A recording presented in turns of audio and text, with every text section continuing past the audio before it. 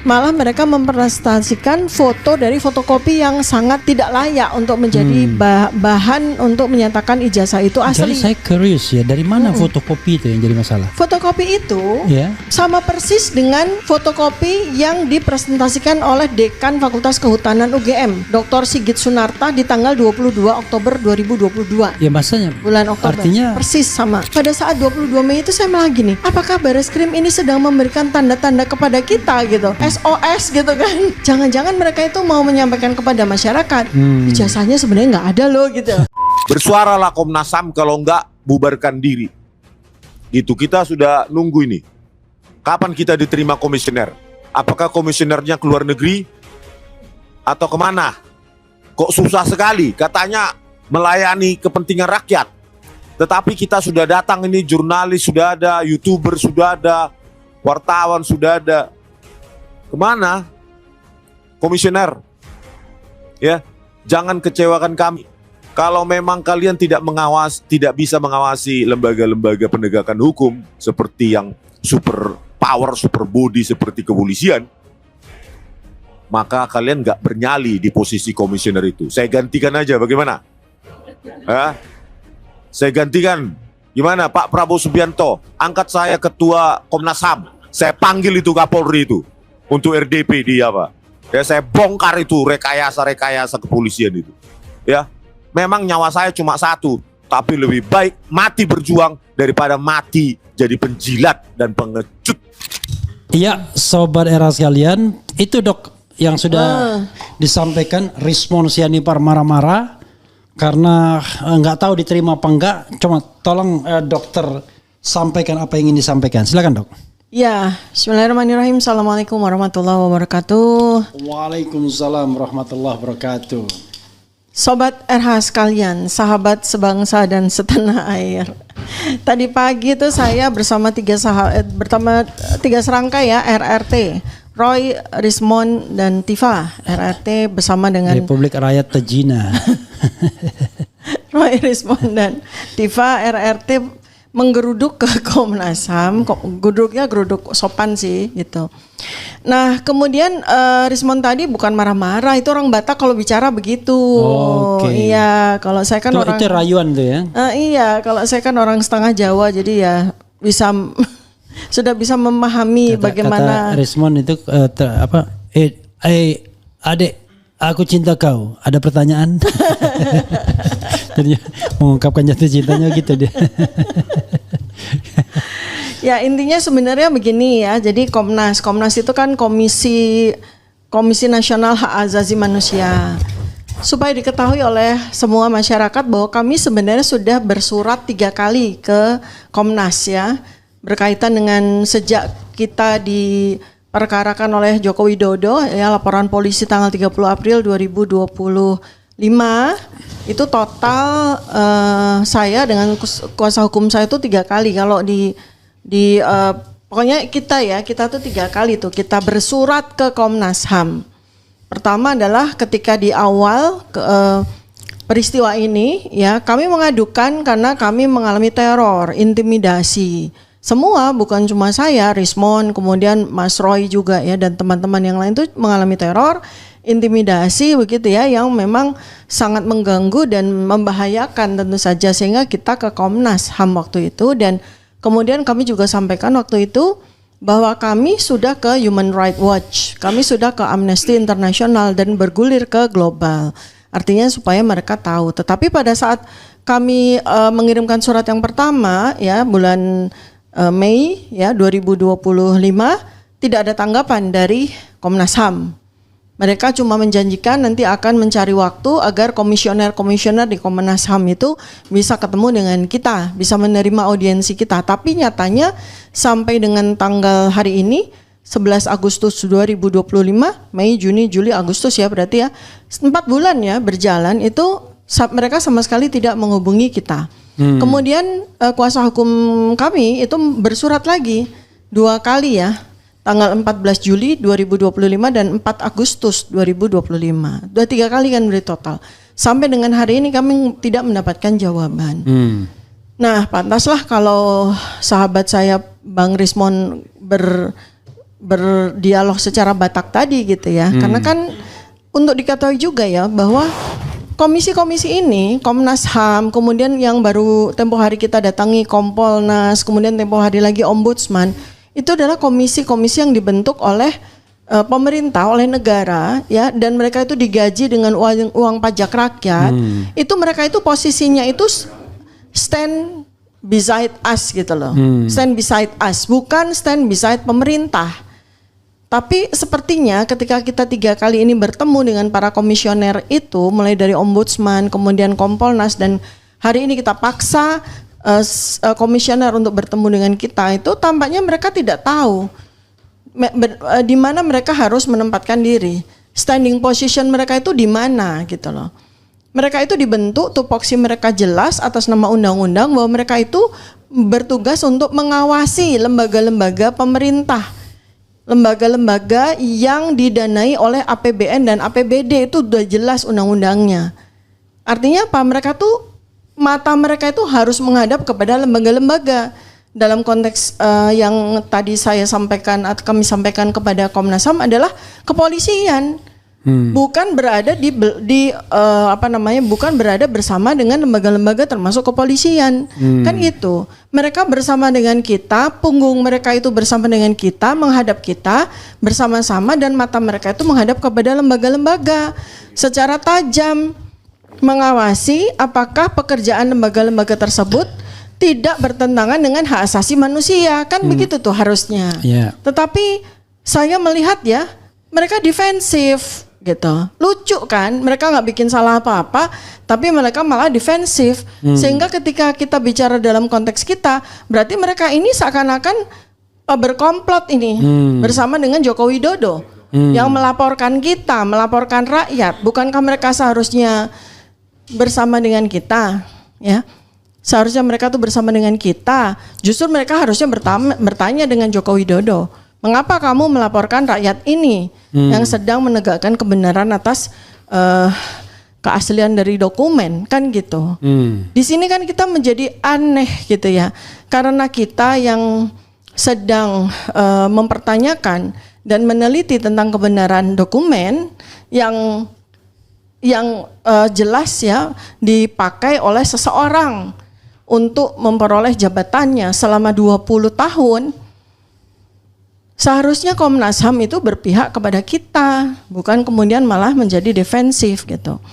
Itu ya. Kemudian berikutnya lagi, kenapa tone-nya Bang Rismon tadi meninggi dan saya pun juga ya, ketika kemudian akhirnya setelah kita menunggu selama 40 menit, akhirnya kita diberikan kesempatan kepada oleh mereka untuk bertemu salah satu komisioner. Padahal kami berharap kami bisa bertemu dengan lebih dari 3 komisioner supaya kita terjalin sebuah diskusi yang bagus gitu ya.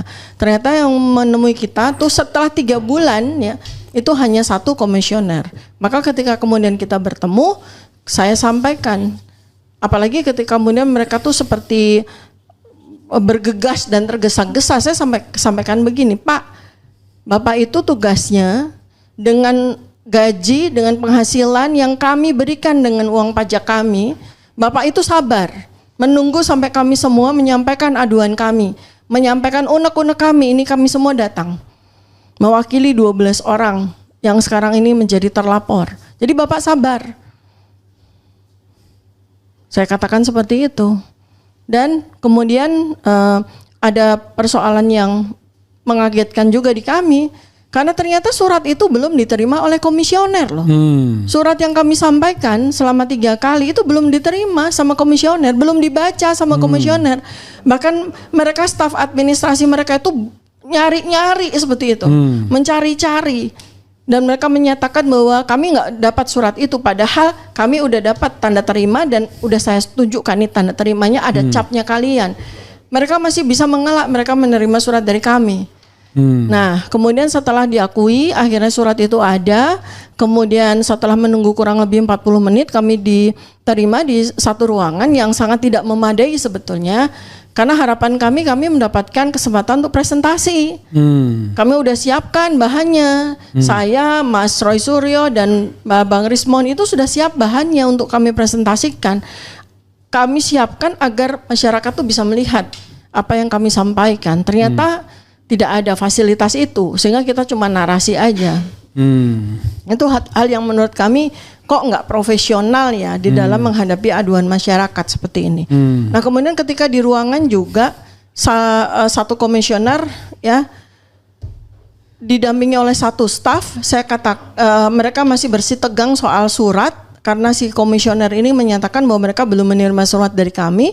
Kemudian kami tanya kepada staf yang mendampingi itu, kata dia sudah menerima surat tetapi kemudian di archiving, diarsipkan. Jadi surat itu nggak dibawa ke komisioner, tetapi diarsipkan. Jadi kalau seandainya kami tidak datang hari ini, itu mungkin surat mungkin 5 tahun atau 10 tahun baru dibaca, atau mungkin tidak akan pernah dibaca. Yang cepat dibuka itu kalau undangan dari luar negeri mungkin. Nah mungkin seperti untuk seminar tentang HAM, ya itu kan untuk ya. pendidikan HAM, tambah-tambah teori mereka tentang HAM gitu ya. Iya, jadi ini sebetulnya salah satu dari sekian banyak alasan kenapa saya dan teman-teman itu memutuskan untuk bertemu atau memaksa komisioner untuk bertemu. Termasuk dengan keadaan yang sama dengan ombudsman kemarin. Termasuk juga dengan Kompolnas kemarin. Kami datang memaksa mereka untuk bertemu dengan kami. Kenapa? Kami sudah bersurat sampai 3 kali. Tidak ada respon, tidak ada jawaban kapan mereka akan menerima audiensi dari kami. Dan anehnya sama, jadi keadaannya sama ketika di ombudsman kami datang, mereka cari-cari surat sampai kurang lebih hampir 1 jam. Sama dengan Kompolnas. Nah ini menjadi sebuah pertanyaan kepada pemerintah. Mereka membentuk komisi-komisi ini kerjanya apa sih? Mereka tuh ngerti nggak tugas mereka tuh apa? Mereka itu ngerti nggak posisi mereka tuh ada di mana? Bahkan kemarin ketika di Kompolnas atau di Ombudsman kami tuh kayak gimana ya? Kita ini seperti hamba sahaya gitu. Aneh banget kita diterima oleh orang yang kita bayar penghasilannya, oleh orang yang kita gaji untuk bekerja untuk kita, tapi kita datang tuh seakan-akan kita tuh hamba sahaya yang menghadap Tuhan besar gitu. Sampai ini saya di Ombudsman, mereka bilang akhirnya setelah kami 40 menit menunggu, mereka bilang bahwa komisioner akan menerima tetapi maksimal 2 orang. Loh padahal yang terlapor tuh 12 orang. Belum dengan kuasa hukum masing-masing karena kami semua harus didampingi kuasa hukum masing-masing. Tak kurang 24 orang kan seharusnya. Tapi mereka memaksa yang boleh masuk ke ruangan rapat hanya 2 orang saja. Seperti itu. Kemudian mereka datang juga ternyata lebih daripada 4 orang. Jadi ini menurut saya kenapa mereka ketakutan dengan kasus ini? Apakah mereka pekerjaannya memang seperti ini? Ataukah mereka ketakutan karena kami membawa kasus dengan nama seseorang bernama Joko Widodo nih, gitu loh. Ini pertanyaan besar yang kita harus sama-sama jawab. Kalau Komnas HAM sudah ada presidennya ketika KM 50. Ya, waktu itu. Malah KM 50 dan sekarang jadi Kompolnas tuh orangnya. Nah itu dia, jadi ada satu orang yang sebelum Kompolnas jadi tim sukses salah satu capres. Nah, ampun dah. Dia tuh sebut aja namanya toh. Lupa saya namanya. Lupa namanya Khairul Anam. Khairul Anam. Khairul Anam tuh dulu dia Komnas HAM. Iya. Kemudian di KM 50 kita udah tahu bagaimana sepak terjangnya. Yeah. Kemudian habis itu sekarang dia di Kompolnas. Sebelum Kompolnas tim sukses Ganjar. Tim sukses Ganjar dulu baru kemudian ke Kompolnas. Gitu. Waktu gelar perkara khusus ini kami juga perkarakan ya. Artinya kami juga adukan kepada 3 komisi ini. Si Khairul Anam ini datang pada saat gelar perkara dan dia memberikan konferensi pers seakan-akan dia jadi jubirnya kepolisian. Itu kan aneh sekali. Padahal Kompolnas itu Komisi Polisi Nasional dibentuk untuk mengawasi kerja polisi. Iya. Kan begitu. Bukan untuk jadi centeng polisi. Untuk jadi centeng polisi ini kan malah jadi jubir polisi. Bagaimana ceritanya? Tapi nih? Memang Kompolnas dari dulu juga begitu dalam kasus Sambo. KM 50 ingat nggak waktu itu Benny Mamoto itu. Dan kita dipaksa untuk terus membayar gaji mereka itu kan itu yang aneh sekali gitu loh. Jadi exercise saja sebenarnya. Kalau mau jujur memang lembaga-lembaga itu tempat orang meniti karir, menikmati fasilitas negara, keluar negeri dan keluar kota gratis. Iya. Jadi tanpa pekerjaan. Ketika ada masalah masyarakat, mereka cenderung menghindar. Lah kalau misalnya KM 50 tidak menjadi concern Komnas HAM, kita juga bingung. Kalau kasus ini tidak menjadi concern Komnas HAM, kita bingung. Lalu kerja mereka apa? Kerja mereka apa? Nah, saya kira memenuhi undangan-undangan kayak seperti itu. makanya tadi aja juga ada satu bahasan yang menarik soal kehadiran mereka yang hari ini tuh mereka denial, mereka sanggah bahwa mereka tidak hadir pada acara gelar perkara khusus tanggal 9 Juli 2020. Komnas HAM. Padahal kami berempat malah dengan kuasa hukum kami Pak Abdullah Al-Kathir itu hadir di gelar perkara khusus yang memang menurut Pak Abdullah itu aneh gitu ya, tidak seperti lazimnya gelar perkara. Kami datang, saya, Pak Roy Suryo, Bang Rismon Sianipar itu sebagai saksi ahli yang didatangkan, Pak Abdullah Al-Kathiri sebagai kuasa hukum dari Ketua TPUA, Pak Egy Sujana. Kita hadir dan pada waktu itu Karo Wasidik sebagai pemimpin gelar perkara khusus itu memperkenalkan semua orang yang ada di situ. Memang tidak memperkenalkan nama, tapi beberapa lembaga diperkenalkan secara lembaga. Misalnya ini yang hadir adalah Komisi 3 DPR, kemudian ada Kompolnas, kemudian ada Ombudsman, ada Komnas HAM. Jelas telinga kami mendengar semua. Tapi di pertemuan tadi disanggah, kami tidak hadir. Padahal kami sampaikan ada hadir. Namanya siapa ya? Kami nggak tahu. Malah digini. Kalau gitu coba minta Bareskrim ini daftar absensinya. Loh kok malah kami yang repot. Malah kami yang disuruh ke Bareskrim lagi untuk tahu. Loh kalian bagaimana administrasinya? Masa ada orang yang diutus untuk datang ke acara Bareskrim, acara gelar perkara kok kalian nggak tahu tuh gimana gitu kan. Terus kemudian juga Ombudsman kemarin ketika kami temui juga mereka menyatakan Komnas HAM tuh hadir gitu loh. Jadi ini aneh sekali gitu loh, tata cara kerja mereka tuh aneh sekali gitu. Kita perlu pertanyakan betul ya, apa sih sebenarnya mereka. Kalau itu saya tidak aneh. Kenapa? Aduh saya karena memang ini keluhan saya pribadi ya. Rekrutmen pejabat publik itu memang bukan mencari orang yang paling independen, paling berani, paling punya integritas, tapi paling bisa diajak cincai, ya kan? Kongkalingkong ya, komplot gitu. Berkomplotnya. Nih terus ada lagi kejadian yang aneh lagi, pernyataan yang aneh lagi. Setelah mereka menyanggah bahwa mereka datang ke gelar perkara khusus di peristiwa dugaan ijazah palsu Joko Widodo, mereka sampaikan kalau yang gelar perkara ADP kemarin kami hadir. Gitu. Terus ADP yang diplomat yang meninggal itu loh. Iya. Kalau ADP itu kami hadir loh. Terus saya sampaikan, Pak, perkara gelar perkara khusus tanggal 9 Juli ini, dugaan ijazah palsu ini, Karo Wasidik saja sampaikan, Bareskrim aja sampaikan, ini isu nasional. Isu nasional dan apalagi melibatkan 12 aktivis yang notabene adalah tokoh masyarakat. Sementara Anda malah bilang bahwa nggak datang di acara yang sangat penting yang menjadi isu nasional.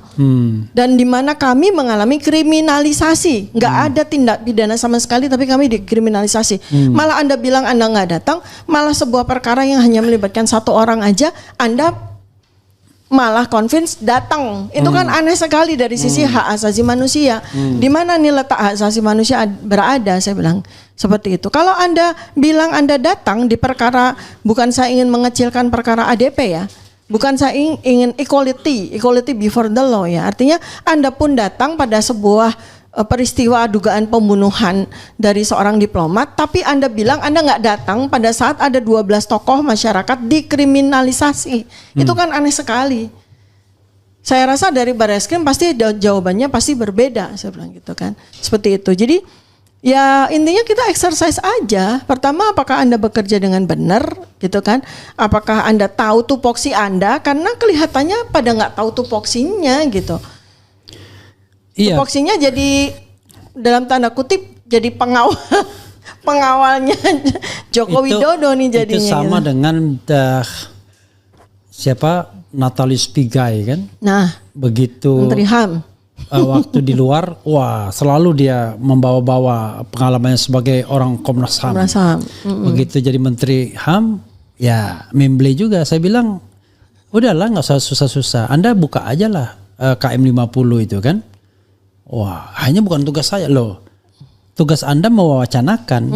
Walaupun nanti prosesnya ada di Komnas HAM, tapi kan Menteri HAM bisa mewacanakan untuk, kan yang namanya HAM itu kan bukan hubungan Anda dengan masyarakat bukan Anda mengawasi masyarakat, Anda mengawasi negara sesungguhnya kan? Mengawasi negara dan lembaga-lembaga yang jelas di undang-undang itu tertulis lembaga-lembaga yang dibayar dengan APBN dan APBD loh. Itu jelas, itu mereka itu ngawasi, bukan kemudian jadi pengawalnya mereka gitu loh. Ini benar-benar deh kejadian ini tuh menurut saya sudah ya justru menunjukkan bagaimana kebobrokan dari para lembaga aparatur negara, para lembaga yang bukan aparatur negara ya, lembaga independen termasuk komisi-komisi ini selama 10 tahun terakhir at least gitu. Karena mereka ini Komnas HAM, Ombudsman itu kan dibentuk, saya nggak tahu Komnas HAM, Ombudsman yang jelas itu dibentuk pada masa reformasi. Komnas HAM dari dulu, tetapi dulu dengan Kepres kan, tapi pada era reformasi dan undang-undang. Undang-undang, ya. Meningkat statusnya. Statusnya kan? Dan tentu saja mestinya independensinya kan, karena reformasi itu kan mengharapkan ada sebuah penegakan demokrasi sekaligus juga penegakan independensi gitu. Tapi nyatanya sampai sekarang kok masih seperti itu. Artinya mereka tuh nggak ngerti gitu loh. Asal muasal dari penghasilan mereka tuh dari mana tuh mereka nggak ngerti. Mereka bukan tidak mengerti, tetapi mereka yang dicari memang orang yang paling berkompromi. Itu jadi dia tuh bagaimana kalau ceritanya. Saya kan selalu mengatakan kalau kita mau menjadi anggota dari State Auxiliary Agency itu, makin Anda independen, makin Anda berintegritas, makin Anda punya kapasitas, insya Allah Anda tidak akan terpilih, ya kan?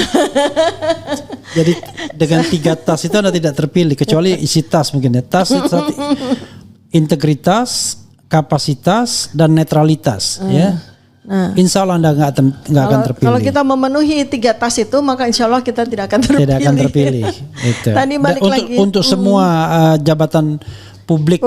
Lembaga-lembaga independen termasuk KPU, KPI macam-macam. Oke, silakan Dok, lagi Dok. Oke, ya jadi saya juga sampaikan juga jangan-jangan komisioner yang bersama dengan kita ini nggak tahu ya, kita udah bawa masalah hak asasi manusia yang berkaitan dengan kami nih, kami dikriminalisasi, kami para peneliti, para aktivis, para jurnalis, para advokat ini dikriminalisasi, itu sudah kita bawa ke level internasional. Jangan-jangan mereka nggak tahu, maka tadi kami beritahu bahwa kami sudah berbicara ya, bersurat berbicara kepada HAM internasional, Human Rights Watch, Amnesty International, bahkan pemerintah negara besar termasuk negara Amerika Serikat, bahkan salah satu kongresmennya sudah memberikan respons gitu. Dan ini persis sekali dengan peristiwa pasca reformasi tahun 1998. Ketika ada seorang aktivis sekaligus akademisi, Pak Sri Bintang Pamungkas, itu dipersekusi juga, ditahan tanpa dasar yang jelas, 4 bulan tanpa kejelasan. Kemudian ada 15 kongresmen,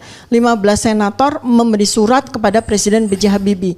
Surat itu kata Pak Bintang tidak diakui oleh Pak B.J. Habibie, tapi faktanya seperti itu. Maka saya sangat optimis ya, Kongresmen Alex Padilla yang dari California ini sudah bersurat dan pasti notice, dan kemudian akan bawa, dia berjanji akan bawa kepada sidang Senat di sana ya, di negara bagian California gitu. Dan harapan saya mudah-mudahan ini akan menjadi sebuah catatan penting ya bagi Senat di Washington. Di Washington ya, dibawa ke sana ya. Iya, karena jadi, dia mewakili negara bagian California. Nah, Alejandro Padilla. Ya, makanya ini kan telinganya dekat sekali dengan Donald Trump. Dan untuk diketahui juga bahwa kami sudah melalui FDI udah bersurat kepada Presiden Donald Trump. Kenapa kok ini penting? Kalau termul kan nggak nyampe. IQ mereka kan nggak sampai. Kenapa? Malah mereka kemudian seakan-akan membuli gitu ya. Wah, Dr. Tifa bersurat kepada Presiden Donald Trump. Kenapa nggak ke Xi Jinping? Oh iya, kami akan bersurat. Kalau memang perlu kami akan bersurat ke Putin juga gitu. Tapi kenapa ke Donald Trump? Karena kita mengikuti iringan dari dari arah politik, kebijakan geopolitik dari Presiden Prabowo Subianto. Arah-arahnya kalau kita lihat ya, kalau kita saksikan bersama, 10 tahun terakhir itu Indonesia itu kan oleh Joko Widodo dibawa terlalu jauh ke China, sehingga pendulum kita itu nggak seimbang. Padahal seharusnya kita sebagai negara bebas aktif, kita sebagai negara yang menjadi soko guru di Asia Selatan, di Asia Tenggara, itu kita harus nggak boleh berat sebelah. Jadi saya perhatikan bahwa 11 bulan pemerintahan Presiden Prabowo ini, beliau itu berusaha untuk menengahkan lagi gitu loh pendulumnya ya dengan kepentingan Barat, kepentingan Amerika Serikat, dan itu yang paling ideal untuk kita bawa. Jadi kita jangan bergerak lebih condong kepada salah satu blok. Kita harus ada di tengah. Posisi kita ini sangat penting, jangan sampai kita dikooptasi. 10 tahun kemarin kan kita dikooptasi untuk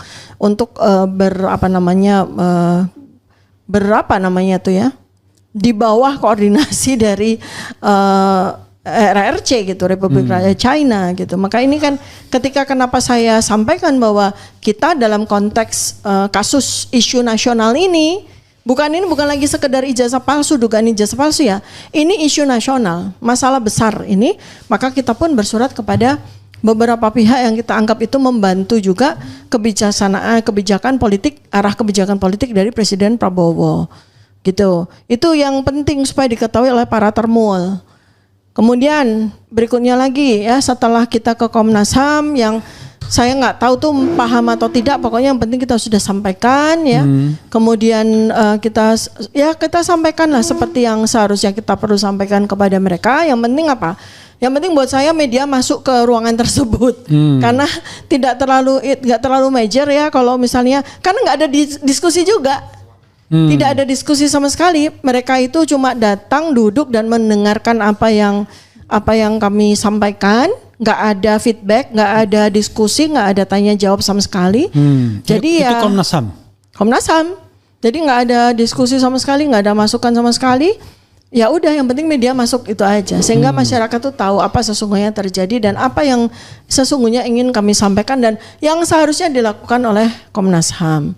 Nah itu ya, kalau Kompolnas kemarin kami juga sudah press release, sudah cukup jelas sehingga tidak perlu kita bahas. Ombudsman juga demikian. Nah sekarang berikutnya lagi adalah persoalan yang selama ini. Tapi sorry kalau Kompolnas dan Ombudsman mungkin di highlight aja biar. Di highlight ya. Iya. Jadi sobat RH sekalian, sahabat-sahabat sebangsa dan setanah air. Kami juga ke Kompolnas. Kompolnas itu Komisi Polisi Nasional. Itu para komisioner juga, dan mereka tuh seharusnya lah, walaupun di dalam tengahnya itu ada nama polisi, itu mereka tidak menjadi bagian dari kepolisian. Bahkan mereka, jadi pengawas polisi mereka. Iya, mereka itu tugasnya mengawasi, mengzoom pekerjaan dari kepolisian gitu. Pengawas eksternal. Pengawas eksternal ya. Nah, walaupun di atasnya itu ada mantan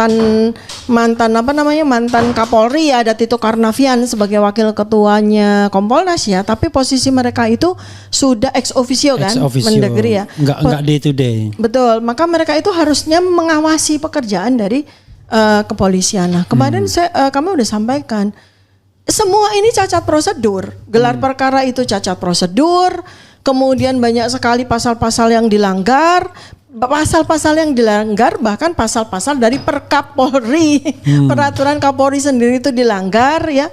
Kemudian ini nanti biar Pak Abdul Al-Katiri yang memberikan penjelasan secara mendalam gitu ya. Nanti saya jadi kuasa hukum ntar kan. Jadi saya membatasi itu, walaupun sebagai klien saya seharusnya juga punya kapasitas untuk memahami sedikit-sedikit lah supaya kita nggak.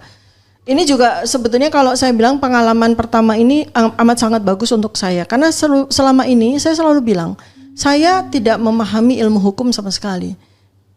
Banyak ilmu yang saya pelajari tapi untuk hukum tidak. Ini Allah memberikan kesempatan ataupun pemasangan kepada saya untuk mempelajari. Dan saya senang sekali saya punya dosen. Saya punya dosen Pak Al-Katiri ini karena beliau sangat memahami undang-undang ya. Nah, yang mau saya garis bawahi dalam konteks yang domain saya adalah saya menyampaikan di Kompolnas, alhamdulillah mendapatkan kesempatan untuk presentasi. Alhamdulillah, ya 2 kali saya datang. Tiga-tiganya? Yang pertama 3 orang komisioner ya, dan menurut saya itu cukup profesional dalam menerima kami. Kemudian yang kedua saat 2 komisioner dengan beberapa staf, dan kami diberikan kesempatan untuk presentasi sehingga jelas sekali. Presentasinya siapa aja? Dokter? Saya, kemudian Bang Roy Suryo, Bang Rismon Sianipar, kemudian juga para terlapor lain yang hadir, seperti Pak jurnalis Michael Sinaga, kemudian juga Nurdian, kemudian beberapa dari TPUA, Pak Rizal Fadila juga, Pak Rustam Effendi. Pokoknya puas lah bisa menyampaikan apa yang ingin mereka sampaikan. Ada Khairul Anam di situ? Enggak ada, sembunyi lagi dia. Padahal kita agak lihat bajunya set gitu. Apakah itu dia atau tidak? Tapi kayaknya nggak mungkin kalau nggak di kantor itu ya gitu ya. Tapi nggak, 2 kali kesempatan kami ketemu dengan komisioner dari Kompolnas, dua-duanya Khairul Anam tuh nggak ada. Padahal harusnya dia hadir karena dialah yang hadir di gelar perkara khusus yang kami perkarakan keabsahannya itu. Ada lihat Khairul Anam hadir dalam gelar perkara khusus? Oh iya dong, jelas lihat, dan bahkan dia konferensi pers. Kok isinya konten apa yang dia sampaikan malah seperti jubirnya polisi gitu. Makanya pada saat kita ke Kompolnas itu kami mau tunjukkan dokumen-dokumen yang menjadi dasar penghentian penyelidikan pada tanggal 22 Mei 2025 dan menjadi dasar juga untuk peningkatan status dari penyelidikan ke penyidikan karena gelar perkara itu adalah dokumen-dokumen yang tidak layak. Karena sebagian dari dokumen-dokumen tersebut itu selain unverified juga ternyata bukan dokumen yang tepat. Dan pada saat di Kompolnas kami tunjukkan beberapa dokumen yang jelas ini adalah dokumen-dokumen yang tidak layak untuk menjadi dasar dinyatakannya ijazah Joko Widodo itu asli. Misalnya dokumen apa aja? Contoh misalnya yang sudah sering kita bahas, sudah sering juga Bang Rismon, Bang Roy dan juga saya bahas di berbagai media dan podcast ya, ijazah gitu kan. Mereka terkejut loh ketika saya nyatakan. Pertama adalah di tanggal 22 Mei dan di gelar perkara 9 Juli 2025 itu mereka Bareskrim menggunakan foto dari fotokopi ijazah Joko Widodo yang dinyatakan ijazah Joko Widodo. Bagian nggak bisa ditayangin ya. Jadi ijazah bisa ditayang nggak, enak kalau ditayang. Yang fotokopi ijazah itu. Fotokopi ijazah? Yang di bolak-balik kita tayangkan itu. Bisa Gi? Yang ijazah, foto ijazah. Sudah, panggil Reski. Okay. Ya, soalnya nggak enak kalau cuma narasi aja ya, biar masyarakat tuh tahu apa yang saya maksud. Yang sering kita pakai itu foto dari fotokopi ijazah yang di tengahnya ada noda kopi, kopi apa teh nggak tahu, kemudian terlipat. Dan itu adalah foto dari fotokopi. Sementara di pojok kiri itu ada foto kecil yang dinyatakan bahwa itu adalah foto dari ijazah asli yang dibawa saudaranya Joko Widodo. Malah ditampilkan di foto yang kecil seperti mana ya? Ya pokoknya gitu.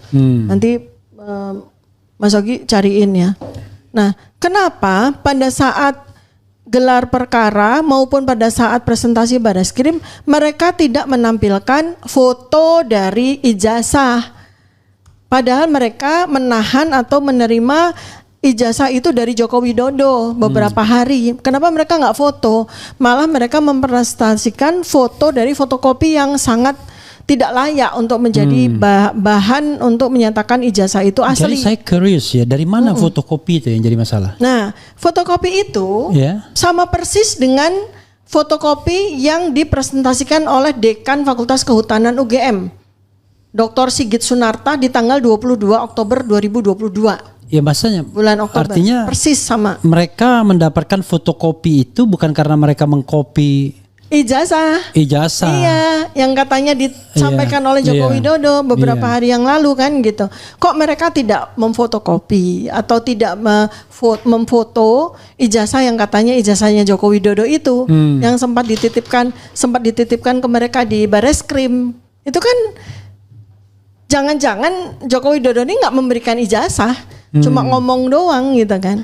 Karena yang di Bareskrim yang ditampilkan oleh Bareskrim itu lagi-lagi itu adalah foto dari fotokopi yang ditampilkan oleh Dekan Fakultas Kehutanan UGM Sigit Sunarta bulan Oktober 2020. Oh, Sigit Sunarta fotokopi juga ya? Fotokopi juga. Dan dia lipetan juga. Oh, dan dia kemudian menunjukkan itu ya kalau nggak salah. Tunjukkan begini. Iya begini kan, fotokopi begini yang lipetan dan tengahnya ada noda kopi juga. Jadi itu persis sekali dengan yang difoto oleh Bareskrim. Itu kan aneh sekali. Oke. Jadi apa benar Joko Widodo waktu itu yang dia menyatakan bahwa dia menyerahkan ijazahnya untuk untuk di malah ibaratnya nggak di upgrade gitu ya? Iya itu. Kan tinggal ini dibuang, tinggal foto aja kan? Apakah dengan resolusi tinggi atau bukan foto, apa namanya, scan gitu? Ya seharusnya kalau misalnya kita lihat dari presentasi Bareskrim tentang ADP itu, tentang diplomat itu, kan ditunjukkan di meja seperti lazimnya, ini sarung, ini lakban, ini tali gitu kan ya. Harusnya kan ini ijazah itu kan kita tunggu-tunggu. Loh kok malah foto dari fotokopi yang sudah buluk lagi gitu kan, udah ada noda kopinya lagi. Ini maksudnya pada saat 22 Mei itu saya malah gini, apakah Bareskrim ini sedang memberikan tanda-tanda kepada kita gitu, SOS gitu kan? Kalau yang begini nih, tanda bahaya gitu kan ya. Jangan-jangan mereka itu mau menyampaikan kepada masyarakat, ijazahnya sebenarnya nggak ada loh gitu. Makanya mereka menggunakan itu. Satu, dokumen tentang foto dari fotokopi ijazah yang sangat tidak layak untuk dijadikan sebagai dasar untuk presentasi. Kedua, transkrip. Ini yang fatal yang kemarin udah saya sampaikan. Ya, transkrip yang sangat 122 fatal. SKS cuma. Ya, yang transkrip yang total yang mata kuliah pilihannya kosong dan tanda tangan dari dekan maupun pembantu dekan satunya tuh nggak ada itu. Dan 122 SKS. 122 SKS kan gitu ya. Dengan nilai 2,05. 2,05 itu kan artinya Bareskrim sendiri. Itu pun kata Wakidi alias Mulyono yang temannya katanya sudah dia lebih dulu daripada saya ya. Iya, dan lebih pintar dari saya gitu kan. Gimana Wakidinya? Ya? Katanya IPK-nya Pak Jokowi itu 3, lebih tinggi dari saya, lebih bagus dari saya. Yang satu lagi yang fotokopian bukan yang Bian Sandi, yang kelipat itu. Kita bisa lihat tuh ada noda di tengah-tengahnya gitu ya. Dan katanya ada 34 dokumen kan yang ditampilkan ya. Kita gak sempat menghitung ya selama 1 jam dia presentasi. Tapi itu dari dokumen-dokumen yang penting saja kita malah jadi tahu banyak sekali data-data yang jadi terbongkar. Selain dari ijazah termasuk registrasi yang ternyata dia itu sarjana muda. Termasuk kemudian ternyata itu dia tidak selesai karena tidak ada mata kuliah pilihannya, ternyata hanya 122 SKS, ternyata banyak sekali dokumen yang still unverified yet gitu ya, seperti itu, dan sangat rendah kualitasnya sehingga tidak bisa itu dijadikan sebagai dasar. Nah itu kan saya sampaikan kepada Kompolnas, harapan saya dihadirkan sebagai saksi ahli itu untuk menunjukkan ini loh Bareskrim, dokumen-dokumen Anda ini nggak layak. Iya. Nggak layak. Kata Kompolnas dan kata Kawarwasidik sudah sesuai dengan prosedur. Sudah sesuai dengan prosedur. Nah itu kan prosedur yang bukan sesuai dengan bahwa barang ada dua. Iya. Pertama sesuai dengan prosedur yang berlaku. Kedua bukti yang dibawa itu sekunder. Bukti sekunder kan itu kan. Tidak bisa dijadikan alat bukti. Iya itu luar biasa itu ya. Karena kok kepolisian tuh kudet ya. Karena undang-undang internasional tentang sosial media dan internet, bahwa semua bahan di internet itu layak untuk dilakukan penelitian. Layak loh, ada undang-undang, saya waktu itu udah menemukan. Artinya itu udah nggak bisa apalagi ini dokumen publik yang sudah dipublikasi di ranah internet, itu sudah sangat sah. Sesuai dengan Undang-Undang Dasar 1945 Pasal 28F dan Undang-Undang Keterbukaan Informasi Publik. Kecuali kalau Jokowi membantah bahwa itu bukan ijazahnya, tapi kan bantahannya nggak ada. Kedua, Bareskrim menyebarkan hoax kalau itu bukan ijazah Jokowi. Nah, makanya itu, jadi harus diterima asumsi bahwa itu ijazah Jokowi dan pantas diteliti apakah asli atau palsu kan begitu. Kalau sampai kemudian ada muncul ijazah yang lain selain kacau. Berarti Bareskrim melakukan kebohongan dan menyebarluaskan hoax kan gitu. Dian Sandi juga. Ya, gitu. Jadi nggak mungkin kita sudah menutup. Makanya ini kalau yang itu sudah diteliti oleh RRT itu fake. Iya jelas itu fake ya. Nanti kita sampai bahan yang kami sudah penelitian kami itu habis 600 halaman dalam bentuk buku. Itu nanti semua masyarakat bisa melihat bagaimana kami melakukan penelitian dan kemudian sampai pada simpulan bahwa ijazah ini adalah ijazah yang tidak otentik. Asli Ya. asli palsunya gitu. Ya, artinya H1 terpenuhi ya, hipotesis 1 itu terpenuhi. Kemudian kita bergerak bahwa sebenarnya dengan buku merupakan publikasi ilmiah dari hasil penelitian kami ini, untuk kami ini ijazah ini udah finish. Sudah apa namanya istilahnya? Sudah konklutif. Sudah ada konklusinya. Sudah ada konklusinya, sudah conclusion, sudah selesai. Sudah konklutif, sudah konklutif. Konklutif ya, sudah konklutif. Sudah selesai, sudah konklutif dan kami sudah bukukan publikasi ini. Kenapa pada beberapa waktu yang lalu sebetulnya terpikir untuk kami jurnalkan. Tapi satu ya, jurnal itu kan hanya dibaca oleh masyarakat ilmiah. Terlalu elit ya. Terlalu elit dan jatuhnya nanti taruh di digital library aja, tidak ada. Tetapi kalau buku berkemungkinan untuk dibaca oleh berjuta-juta orang. Apalagi kami juga sudah siapkan versi Kindle-nya ya, versi digitalnya ya.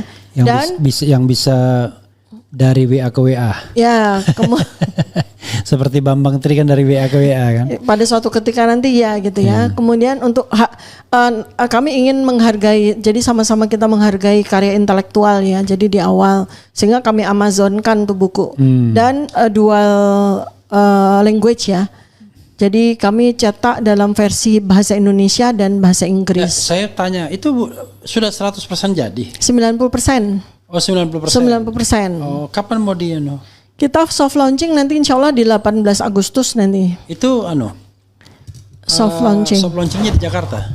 Di Jogja. Oh di Jogja. Di Jogja. Oh bareng dong nanti di Jogja. Nanti kan kita sama-sama punya acara ya. Iya. Jadi kita akan soft launchingkan. Oke. Kemudian habis itu insya Allah grand launching di tanggal 27 Agustus karena kita nunggu ISBN-nya. Ya ISBN-nya nggak kekejar di tanggal 18. Jadi ISBN kan butuh sekitar 10 hari ya. Nanti insya Allah di 27 sudah bisa sudah bisa dibeli versi digitalnya ya, yang kami akan. Itu dua versi itu udah tersedia langsung. Yang bahasa Indonesia dulu. Oh, ke bahasa Inggrisnya bahasa nanti Inggrisnya, ya. Nanti menyusul ya. Menyusul ya. Oke. Kalau misalnya tadi ada pertanyaan, nggak takut dibredel? Nggak ada sekarang pembredelan. Nggak ada sekarang karena izinnya itu ISBN ya. ISBN itu kita bisa cetak di Malaysia, kita bisa cetak di UK, kita bisa cetak di Kanada, jadi nggak ada. Dan kemudian nggak ada gunanya juga untuk membredel orang era media sosial seperti ini kan, era internet kan. Dan supaya diketahui juga bahwa kami bertiga RRT sudah bergerak ke buku kedua. Jadi di buku pertama udah 90%, insya Allah sudah bisa di akhir Agustus sudah bisa dibaca. Coba covernya yang itu kayak begitu yang putih itu ya. Covernya nanti ada sedikit merahnya. Oh, ya, sedikit. Saya minta kepada layout editor untuk memberikan sedikit warna merah karena buku ini persembahan kami bertiga untuk hari ulang tahun kemerdekaan Indonesia ke-80 insya Allah. Dan ini menjadi white paper. White paper itu bukan buku kebijakan Jokowi tapi white paper. Buku jujur. Buku jujur tentang Jokowi ya. Nah, preface-nya mungkin boleh ya saya bacakan ya. Boleh dikit silakan. Ya, preface-nya ya. Preface yang saya sampaikan di buku tersebut. Di ambang kebenaran. Kalau boleh Dok, sebelum ini di-share dulu baru biar jadi nanti dia bisa dimasukkan itu. Puisinya? Prolognya? Iya, prolognya itu dia bisa dibaca oleh sobat era sekalian. Kalau sudah share nanti saya share dulu. Oh enggak dibacain dulu, di-sharekan dulu. Biar mereka bisa menyimak. Mereka bisa menyimak ya. Oke. Kan seperti di ambang sore itu kan lagu di ambang kebenaran. Benar. Ini coba bayangkan kalau kita terjemahkan di ambang kebetulan. Beda lagi kan? Enggak betul. Gitu. Jadi tidak selalu benar itu betul kan. Gitu. Tidak selalu salah itu keliru. Saya paksain tadi ke sini biar semua target hari ini terpenuhi. Oke, sudah nyampe ya? Sudah. Oke. Tunggu dikirim. Oh ini yang panjang yang pakai ini ya. Oke sih. Ya bacakan aja Dok, nanti kita ini. Saya baca ya. Ya, silakan nih, ada ininya ya. Silakan Ya. ditampilkan tuh. Yang di ambang sore tadi. Bang sore. Ini preface dari buku kami ya, Jokowi's White Paper. Preface-nya, di ambang kebenaran. Setiap kebenaran memiliki garis waktunya sendiri. Ia berjalan pelan, terkadang tersendat, namun selalu menuju satu arah penyingkapan. Di negeri ini, ada hari-hari ketika fakta terasa seperti kabut, tebal, menutup pandangan, dan membuat kita ragu apakah yang kita lihat benar adanya. Tetapi kabut hanya bisa bertahan sejauh matahari belum naik, dan matahari kebenaran selalu pada akhirnya terbit. Penyelidikan ini bukan sekedar pencarian dokumen. Ia adalah pencarian makna tentang kejujuran seorang pemimpin, tentang hak rakyat untuk tahu, dan tentang keberanian untuk bertanya di tengah ancaman yang nyata. Dari ruang tamu kecil tempat saksi bercerita dengan suara bergetar hingga meja rapat universitas yang penuh formalitas. Dari lembar kertas berstempel yang kami periksa di bawah cahaya mikroskop hingga tatapan mata seseorang yang diminta menjawab pertanyaan yang telah terlalu lama dia hindari. Setiap tanggal dalam kronologi ini adalah batu pijakan di jembatan yang rapuh. Setiap pertemuan, setiap surat, setiap dokumen yang dipegang adalah simpul yang mengikat antara akal sehat dan keberanian hati. Dan setiap langkah yang dicatat di sini adalah saksi bahwa kebenaran tidak datang dengan sendirinya. Ia harus diperjuangkan, dicari, dan dilindungi. Dengan kesadaran itu, kami menapaki garis waktu berikut, timeline yang bukan hanya mencatat peristiwa, tetapi juga memelihara ruh dari pencarian itu sendiri. Sebuah pencarian yang tidak akan berhenti sampai kebenaran berdiri di tengah terang hari, tanpa lagi selubung dan tanpa lagi takut. Ini puisi, prosa atau kata pengantar nih? Preface, preface supaya buku itu jadi agak hidup ya, karena Bang Rismond dan Bang Roy itu kan bahasa mereka tuh kan bahasa digital forensik ya. Kalau saya kan bahasa manusia. Mereka bahasa mesin gitu. Bahasa mesin. Jadi kita hidupkan dengan preface yang seperti prosa itu. Artinya dalam buku ini kami sampaikan bahwa persoalan polemik ijazah yang sudah 11 tahun itu menghantui pemikiran dari rakyat Indonesia sudah finish, sudah selesai. Dan saat ini supaya masyarakat juga tahu, kami sudah bergerak melakukan penelitian untuk buku kedua kami. Menelusuri masa lalu Jokowi. Dan kenapa kami menulis buku yang kedua ini dengan kurang lebih judulnya nanti menelusuri masa lalu Jokowi? Karena kita semua bukankah senang ya kalau kita betul-betul mengetahui, memahami perjalanan hidup dari seorang pemimpin kita kan. Kita kan selalu curious ya. Soekarno tuh seperti apa sih? Masa kecilnya tuh seperti apa sih? Dan kurang lebih kan kita bisa melihat. Kemudian Soeharto, presiden yang kedua. Begitu juga dengan presiden yang ketiga, B.J. Habibie. Sampai difilmkan gitu ya. Dan selalu sebuah kisah tentang patriotisme dan melankoli, romantika dan sebagainya. Begitu pembentukan seorang leader. Tapi anehnya masa lalu dari presiden ketujuh Indonesia ini seperti gelap di tengah kabut yang sangat tebal gitu kan. Bahkan sampai beliau sudah lengser sekalipun kita masih sayup-sayup aja gitu. Karena yang bersangkutan sampaikan lahir di bantaran kali, terus kemudian besok lagi bicara lahir di Rumah Sakit Brayat Minulyo. Jadi bolak-balik yang jangan-jangan dia ini titisan dari Ronggo Warsito. Makanya kita melakukan penelitian supaya apa? Supaya ini menjadi sebuah sejarah. Kalau memang masa lalu dari mantan presiden ini Joko Widodo ini gemilang, kita tulis dengan gemilang. Kalau ternyata masa lalunya penuh dengan misteri, ya kita singkap misterinya. Kalau masa lalunya itu penuh dengan kabut tanda tanya, ya kita jawab tanda tanya itu menjadi sebuah titik. Sehingga tidak lagi menjadi sebuah sejarah yang terus berkabut sampai akhir zaman. Ya. Tolong nanti kesimpulannya jangan sampai bikin orang jantungan seluruh Indonesia ya. Siap-siap obat jantung aja. Tiba-tiba kesimpulannya adalah ada 2 atau 3 Joko Widodo. Waduh kacau ini. Makanya sekarang gini, namanya peneliti itu kan nomor 1 pegangannya adalah kejujurannya.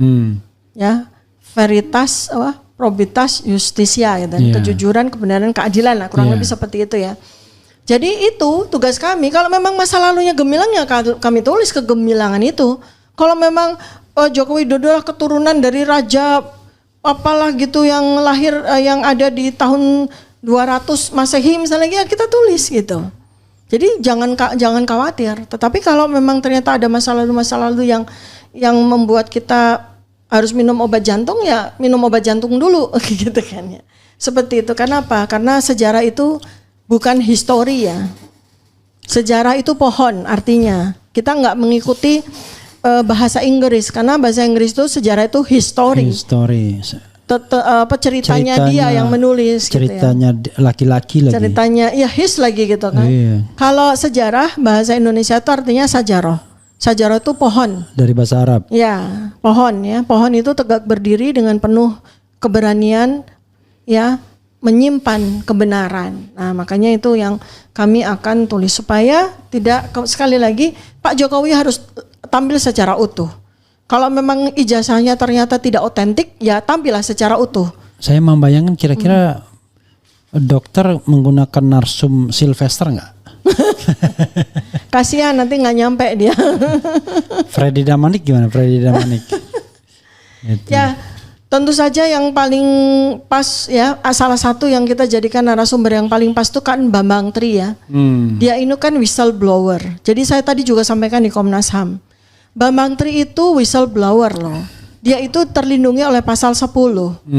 LPSK, Lembaga Perlindungan Saksi dan LPS korban. Dan korban itu harus melindungi Bambang Tri. Instead of malah dia dikriminalisasi dan akhirnya dipenjarakan. Dia ini patriot loh. Bayangin, udah dipenjara 6 tahun karena dia sangat ingin rakyat Indonesia itu bukan tahu. 6 tahun, dia inkrahnya 4 tahun. 4 tahun. Dan sekarang dia belum bebas seperti Gus Nur. Kalau yang Gus Nur 2016 itu berapa tahun itu dia tempuh? Oh, 2016 yang pertama. Ya, yang pertama. Ya, itu kan iya kan lama kan udah itu. kedua kalinya pokoknya. Iya, itu kan patriot sekali itu. Buku pertama Berbuah Penjara, buku kedua Berbuah Penjara. Iya kan, seperti itu. Jadi padahal dia tidak melakukan tindak pidana sama sekali. Tapi orang takut sama dia. Itu masalahnya. Ada satu orang yang takut sama dia gitu kan. Tidak hanya satu orang. Ya, sekelompok. Kan pohonnya itu kan. Kan pohon itu ada batang utama, ada ranting, ada daunnya kan. Ya, konsekuensi seorang yang ingin menjadi seorang investigator atau peneliti ya, itu apalagi yang diteliti waktu itu ya dia berani sekali, yang diteliti waktu itu masih jadi presiden yang sangat berkuasa gitu ya. Maka kita sekarang exercise, apakah kami ini para peneliti ini adalah notabene adalah whistleblower ini juga dilindungi oleh negara dalam pasal 10 atau ternyata kita juga mengalami nasib yang sama dengan Bambang Tri. Nah, kita akan uji juga dengan peristiwa ini, dengan peristiwa kriminalisasi kami dan 12 tokoh ini. Apakah Presiden Prabowo ini sama saja menempatkan hukum itu sama dengan rezim yang kemarin? Saya berharap sama sekali tidak. Saya berharap ketemu dengan presiden yang lain yang bisa menetapkan, yang bisa melihat di mana letak pidana itu selayaknya ditempatkan kepada seseorang. Problem penguasa yang akut ini adalah ketika dia sudah duduk di singgasana kekuasaan di tempat yang sejuk, yang makannya dia tidak khawatir lagi, yang sehari-hari dia tidak perlu kekhawatiran, dia lupa bahwa lebih banyak orang yang tidak bisa makan enak, tidak tidur enak. Gitu. Itu susahnya. Jadi mereka melihat kita itu sebagai musuh. Tetapi melihat orang yang berada, orang yang hidup di kemewahan itu sebagai teman, ya kan? Ya, jangan khawatir gitu. Presiden Prabowo, Bapak kan punya ijazah jelas. Kalau enggak Bapak nggak bisa jadi jenderal, ya kan? Jelas gitu kan, akademi militer. Kata Pak Jokowi yang bikin jenderal tuh saya kata. Ya udah, at least letnan jenderal kan didapat dari Akmil. Udah jelas Bapak punya ijazah yang tidak perlu dipermasalahkan. Kita sedang mempermasalahkan orang yang punya ijazah yang perlu dipermasalahkan, Pak. Jadi Pak Presiden seharusnya benar-benar bisa menempatkan.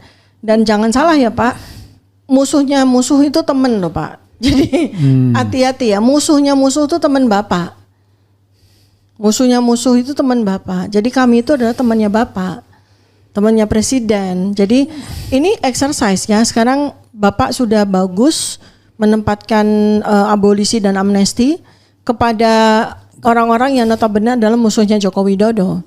Nah, saya nggak kayak Sylvester Matutina yang dia narapidana berkeluyuran kemana-mana 6 tahun.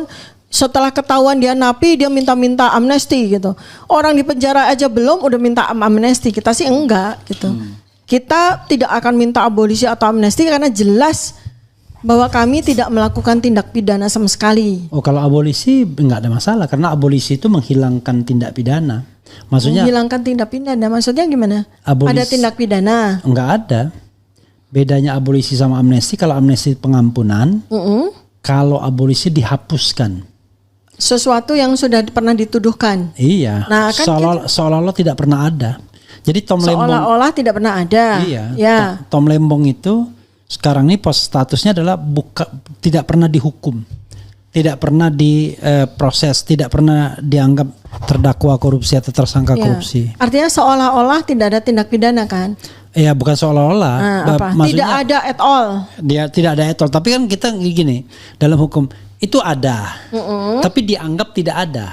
Kan ada proses itu. Ada proses itu, tapi dianggap tidak ada. Nah, kami itu nggak ada, not even proses pun nggak ada. Enggak, ini dokter proses juga, sedang berproses sekarang. Iya. Sedang berproses. Cuman prosesnya kan sekarang masih dalam terlapor. Karena proses ini proses yang diada-adakan. Itu sama dengan Tom Lembong, diada-adakan juga. Karena itu dia berhak atas abolisi ya untuk menghilangkan, karena hakimnya tidak adil. Kalau hakimnya adil, ya cukup hakim aja menyelesaikan itu dengan membebaskan Tom Lembong, mengatakan bahwa Tom Lembong tidak terbukti bersalah. Tapi karena hakimnya pun kelihatannya dipesan, maka seorang presiden yang akhirnya harus turun tangan. Atau presiden somebody is coming from behind, ya kan? Kemudian jadi pahlawan, become a hero. Ya. Kayak ada semacam ketidakpercayaan kepada ini ya. Bukan begitu, dia biarkan prosesnya, and then pada stage tertentu dia kemudian turun tangan dan kemudian dia become a hero. Ya, kelihatannya nanti Presiden Prabowo juga sepertinya ya dalam 3 bulan ini kan seperti ini. Karena ada beberapa sumber yang mengatakan beliau itu sebenarnya notice kan. Cuma ingin membiarkan keadaan ini berjalan ya. Kalau saya sih nggak ada masalah gitu. Buktinya kami bertiga melanjutkan buku kedua kami. Buat kami no problem. Masa sih kami kalah berani sama Pak Bambang Tri gitu loh. Iya. Ya kan? Situasinya beda, situasinya tidak sama. Pak Bambang Tri dengan gagah berani tanpa minta dukungan atau tanpa ada dukungan, bukan minta ya. Kami juga nggak minta dukungan, tapi kami punya dukungan gitu ya. Tapi Pak Bambang Tri waktu itu kan tidak banyak orang mengekspos praktis berjuang sendirian gitu. Dan itu berani. Itu aja berani gitu. Bagaimana dengan kami yang dukungannya luar biasa dari sekian banyak elemen masyarakat. Bahkan riset loh ya, riset saya ulang kembali ini bukan survei. Riset algoritma, riset berbasis algoritma menyatakan bahwa 93% masyarakat Indonesia itu percaya ijazah ini tidak asli. Bayangkan. Berarti apa? 93% masyarakat itu ada di belakang kami, ada bersama kami. Bukan di belakang kami, mendukung kami. Jadi ini juga sebuah catatan untuk Presiden Prabowo. Sebab kalau tindak kriminalisasi ini dipaksakan untuk ada, berproses, berkelanjutan, hati-hati. Kita kan nggak pengen ada kerusuhan ya. Kita tidak pengen ada sebuah kekacauan, nggak pengen ada chaos dan sebagainya. Ini yang kami jaga betul. Kita sama-sama menjaga. Kita sama-sama menjaga tensi dari masyarakat, karena kita kan juga nggak suka kita terlalu banyak masalah yang ada di negara kita, terlalu banyak ancaman-ancaman perang dunia ketiga dan seterusnya. Kemarin Kamboja, Thailand aja sempat konflik begitu ya. Maka ini negara harus hadir, pemerintah harus hadir di sini untuk menyelesaikan kriminalisasi yang dilakukan pada kami. Bukan menyelesaikan soal ijazah ini udah selesai. Tidak ada yang mempermasalahkan ketika kami sudah menyelesaikan penelitian kami itu udah selesai. Masalahnya adalah pihak pelakunya ini justru yang mempermasalahkan. Kalau kami, apakah kami kemudian kepengen memenjarakan Pak Joko Widodo? Oh enggak, bukan urusan kami. Kalau ada pihak yang kepengen silakan. Tapi kami enggak. Ya, tetapi memang kita harus ini juga. Jadi ada juga elemen yang mengadukan kan ke Mabes Polri. Oh iya. Gitu. Jadi dalam hal ini TPUA memang mengadukan kasus itu kan ke Barreskrim. Iya, kalau ada, sekali lagi saya sampaikan, kalau ada pihak yang kemudian ingin mengadukan Joko Widodo atas temuan penelitian kami, ya silakan. Tapi kalau kami sendiri, Kami itu kan minimal 3 orang RRT itu ya, RRT. Karena di antara 12 itu kan ada juga yang elemen yang mengadukan. Ya, dan itu kan hak mereka sebagai warga Iya, negara. iya. 20 tahun dibohongi, masa diam saja kan, secara logika mereka kan begitu ya. Kalau kemudian nanti kami ditempatkan sebagai saksi ahli, ya kami tidak berkeberatan. Intinya apa? Buat kami perjuangan itu adalah menegakkan kebenaran. Tapi bisa juga orang mengadukan mantan presiden Jokowi itu bukan untuk memenjarakannya, tetapi untuk mencari kebenarannya. Karena kan kebenaran secara itu, hukum. ya kebenaran itu ada kebenaran secara sosiologis, ada kebenaran secara politis, ada kebenaran secara legalistis kan. Nah, yang dicari kebenaran yang secara legalistis itu melalui putusan pengadilan. Oh kan? ya. Nah, itu yang kemudian tidak atau belum kita punyai kan. Ya. Jadi kalau misalnya ini justru exercise juga untuk Pak Joko Widodo. Kalau dia memang punya argumentasi, dia punya justifikasi yang kuat, dia nggak usah takut. Sama dengan kami. Iya. Kami nggak takut karena kami melakukan penelitian benar-benar metodologis. Bisa dipertanggungjawabkan cara kami melakukan penelitian. Jadi termul-termul, silahkan Anda membantah apa yang kami tulis di buku itu dengan argumentasi Anda.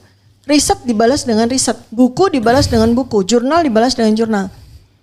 Argumentasi dibalas dengan argumentasi ilmiah, bukan kemudian malah jadi digoreng atau digiring kemana-mana. Ujung-ujungnya cuma nanti juga dipenjarain, nanti juga dipakein baju orange gitu. Itu nggak relevan sama sekali, nggak menunjukkan kapasitas intelektualitas Anda. Bikin buku sekarang untuk membalas buku kami. Nanti ada orang, Pak, Bu, kalau saya punya kapasitas dan intelektualitas, saya nggak dukung yang sono. Pindah dia, lock out terus login. Katanya, justru karena kita tidak punya intelektualitas, tidak punya integritas, ya kan, kita dukung yang sono gitu. Ini kan kayak sekumpulan burung akan kumpul dengan burung yang sejenis. Ya. Gitu. Betul. Karena itu saya lihat Ade Armando ya. Dulu saya kagum dengan Ade Armando. Kok bisa nih berubah drastis ya sekarang ini. Padahal dulu dia sangat pro demokrasi ya, membuat macam-macam lah ya. Di civil society ya. Mungkin dia tidak murtad secara akidah, tapi dia murtad secara ilmiah. Iya, gitu. Jadi sekarang dia murtad secara ilmiah dia. Murtad Karena secara ilmiah. Berada di sisi negara itu dan sibuk mendukung itu membuat kita tidak objektif kadang-kadang. Betul. Gitu. Saya tuh tempatkan diri saya pada posisi yang benar-benar standpoint saya adalah sebagai ilmuwan, peneliti. Jadi apapun yang bahan yang saya kaji, yang saya teliti itu ya kesimpulannya itu ya kesimpulan sesuai dengan kebenaran, bukan sesuai dengan subjektivitas saya atau karena saya dukung. Atau pesanan. Nggak ada. Ya. Gitu. Ada pesanan tapi pesanan hati nurani. Pesanan ilahiyah. Pesanan ilahiyah. Pesanan ilahiyah ya. Dokter lakukan wrap up, closing statement.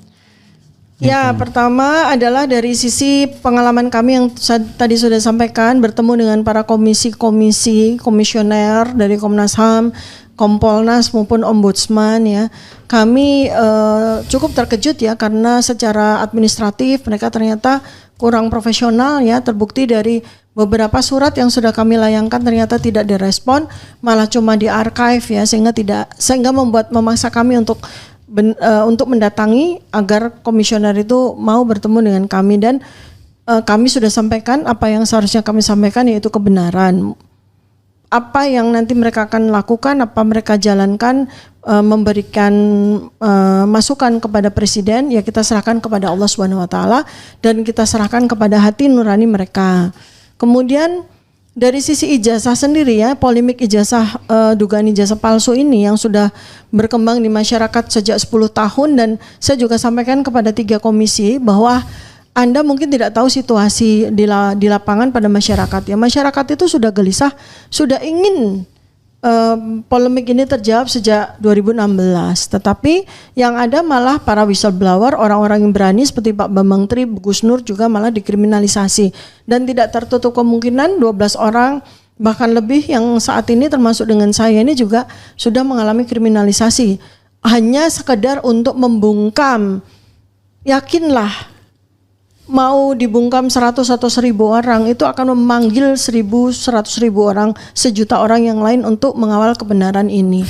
Nah, bagi kami penelitian yang sudah kami lakukan itu sudah finish, sudah selesai, dan alhamdulillah sudah kami tetapkan untuk kami compile, ya, kami kompilasi dalam bentuk buku yang kami berikan judul Jokowi's White Paper. Insya Allah sudah terbit pada akhir Agustus 2025 ini.